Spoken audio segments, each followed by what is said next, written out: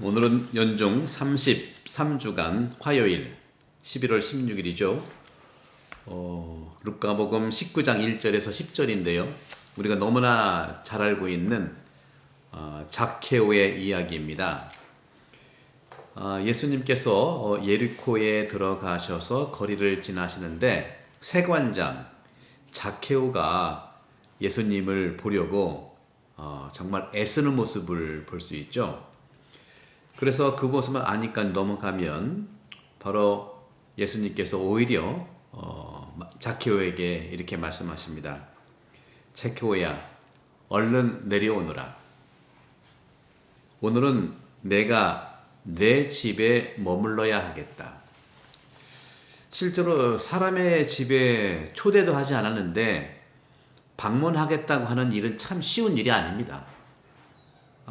물론 우리가 록다운 때 방문객 정말 제한이 있었고 할 수도 없었는 것을 보면 어렵다는 걸 알 수 있지만 오늘 복음에서도 그렇고 초대하지 않았는데 가겠다는 말씀은 참으로 어려운 일이죠. 이처럼 우리가 무엇인가를 잃어버렸을 때에 찾고자 하는 그런 마음들 대단하지 않습니까? 여러분들도 인생을 살면서 무엇인가 소중한 것을 잃어버린 경험이 있지 않습니까? 그런 면에서도 오늘 주님께서 말씀하신 것 중에 가장 마지막 구절에 19장 10절이죠. 사람의 아들은 잃은 이들을 찾아 구원하러 왔다. 이 말씀이죠. 잃어버린 경험에서 여러분들 잃어버린 물건이나 잃어버린 사람을 찾았을 때 얼마나 이루 말할 수 없는 그런 행복과 정말 말할 수 없는 경험을 가지고 있지 않습니까? 바로 이것이 바로 하느님과 인간의 관계입니다. 하느님이 당신 모습대로 인간을 만드신 다음에 죄를 지어서 그 사랑에서 멀어진다는 것은 잃어버려 간다는 이런 경험하고 똑같은 것이죠. 하느님과 인간의 관계 안에서 멀어진 것, 잃어버린 그런 관계라고 하는 것이 성경 전체의 이야기인데 바로 그 잃어버린 존재로서의 인간을 구하기 위해서 사람으로 오셨고 또 그 사람으로 오신 하나님의 아들 예수 그리스도께서 사람의 집에 zak케오의 집에 오늘 말씀하시죠. 정말 zak케오야 얼른 내려오너라. 바로 오늘 내가 내 집에 머물러야 하겠다. 이 말씀은 성경에 하느님의 인간에 대한 사랑을 그대로 내려 보내주시는 것이죠. 따라서 하느님은 성경에서 하느님은 우리 아버지이십니다. 아버지이신데 어떤 아버지냐? 길을 잃고 헤매고 있는 아들을 찾아오시는 아버지라는 거죠. 제가 늘 말씀드렸습니다만 성경은요, 그리스도교는요, 우리가 아버지를 만나러 가는 종교가 아니에요. 어디로 아버지 만나러 간다는 것은 사이비가 많아요. 물론 기도할 때 하느님과 하나가 된다는 것은 또 다른 문제, 영적인 부분도 있고요. 지극히 예수 그리스도는 지금 이 세상이 하느님 나라의 시작이고 또 그렇기 때문에 내심 천국, 마음의 천국을 얘기하는 것은 바로 내가 살고 있는 이 땅을 천국의 완성으로 만들어 주신다는 것이죠. 그런 점에서도 오늘 주님께서 말씀하시는 이러한 부분들. 그런데 여러분들 바리사이들이 오늘 쭉 보게 되면 여러 가지 이제 zak케오가 세관장이니까 조금 죄인의 어떤 대명사처럼 말을 하고 있는데 이것을 봤을 때 예수님께서 네 집에 머물란다 했더니 정말 기쁘게 이렇게 zak케오는 내려와서 초대하는데 그걸 본 사람들은 이렇게 말하는 거예요. 모두가 그래요. 모두가 한두 사람이 아니라 모두가 이렇게 얘기했습니다. 저희가 예수님이죠.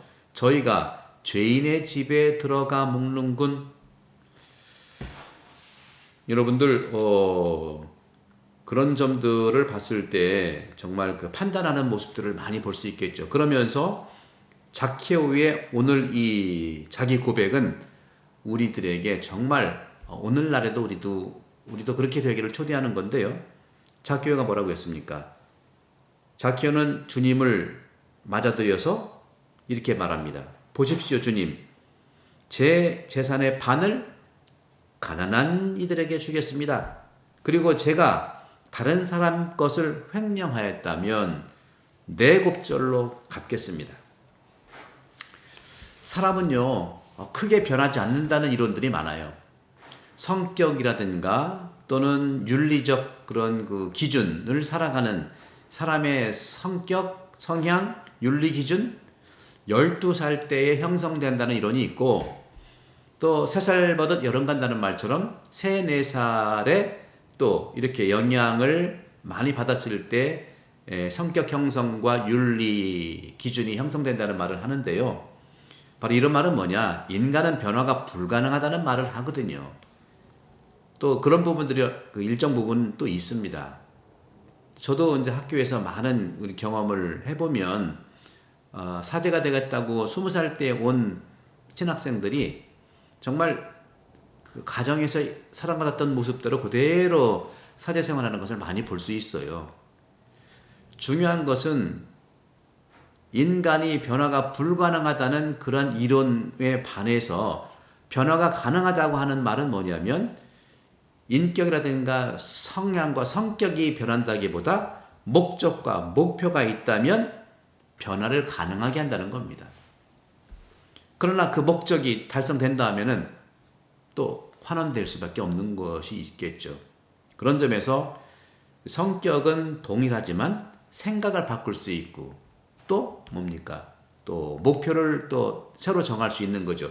이것이 우리 교회가 얘기하는 회개예요.